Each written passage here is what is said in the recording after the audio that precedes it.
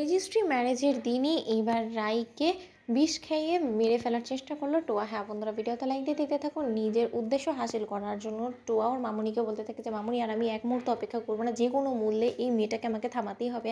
আর ওকে থামানো এতটা সহজ হবে না। ওকে থামানোর জন্য একটাই মাত্র উপায় অবশিষ্ট আছে আমার কাছে, সেটা হলো গিয়ে ওকে বিষ খাইয়ে ওকে এবং ওর সন্তানকে চিরতরে ঘুম পাড়িয়ে দেওয়া। এছাড়া আমাদের কাছে কোনোরকম কোনো উপায় নেই, কারণ আর যাই হোক না কেন ও বেঁচে থাকতো কোনো মতেই আমার সাথে বিক্রমের রেজিস্ট্রি ম্যারেজটা হতে দিবে না।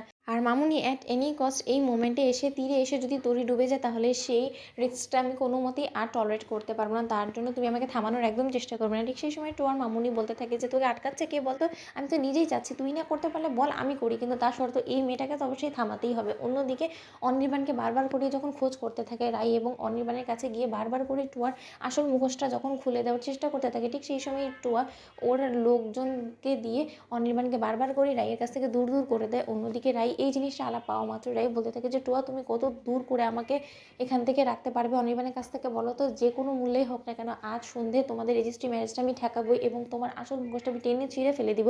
অন্যদিকে রাইয়ের খাবারে যখন টোয়া নিজ হাতে বিষ মেশায়, ঠিক সেই সময় টোয়া অন্য কাউকে দিয়ে রাইয়ের কাছে সেই খাবারটা পাঠিয়ে দেয়। ঠিক সেই সময় রাইয়ের সন্দেহ হয়। রাই বলতে থাকে যে না, এত খাতির করে তো আমাকে খাবার দেওয়ার কোনো মানে হয় না, এত দিন ধরে বাড়িতে আছি কিন্তু তার সত্ত্বেও কেউ তো এরকম করে আমাকে পাত পেরে খাওয়ানোর কথা ভাবেনি। কিন্তু আজ যখন এই খাবারটা এরকম করে আমাকে সাজিয়ে গুজিয়ে দেওয়া হয়েছে, তাহলে নির্ঘাত এর পেছনে কোনো উদ্দেশ্য আছে, বা এমনটাও হতে পারে যে টোয়ার কোনো নতুন চাল আছে। টোয়া হয়তো বা ইচ্ছাকৃতভাবে আমাকে মেরে ফেলার চেষ্টা করবে, যাতে কিনা ওর মুখোশটা আমি অনির্বাণের সামনে কোনোদিনও না ছিঁড়ে ফেলতে পারি।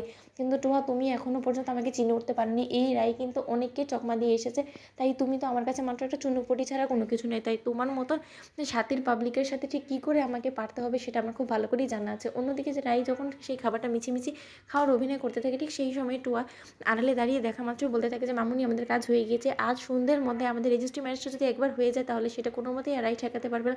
কারণ সেই অবধি তো রাই আর বেঁচেই থাকবে না, কারণ ও এই খাবারটা যখন একবার খেয়ে ফেলেছে, তারপরে যখন ও ঘরে যাবে, তারপরে ওই ঘর থেকে আর ও কোনোদিনও সুস্থ সবলভাবে জীবিত অবস্থায় বেরিয়ে আসবে না, ওর মৃত লাশ বেরোবে। তুমি দেখে নিও। ঠিক সেই সময় টোয়া যখন নিজের রেজিস্ট্রি ম্যারেজের জন্য তৈরি হতে থাকে, অন্যদিকে অনির্বাণও যখন রেজিস্ট্রি ম্যারেজের জন্য তৈরি হয়েছে, তখন অনির্বাণ বারবার করে রাইয়ের খোঁজ করতে থাকে এবং বলতে থাকে যে ওই মেয়েটা যে কিনা আমাকে সুস্থ করে তুলেছে, সেই মেয়েটাকে যে কোথাও দেখতে পাচ্ছি না অনেকক্ষণ ধরে, কোথায় গেল সেই মেয়েটা।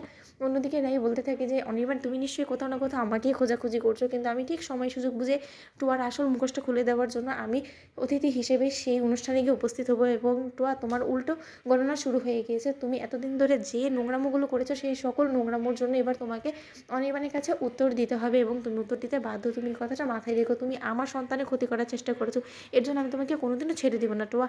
তো বন্ধুরা, ভিডিওটি ভালো লাগলে লাইক, কমেন্ট, শেয়ার করো, সাবস্ক্রাইব করতে ভুলো না।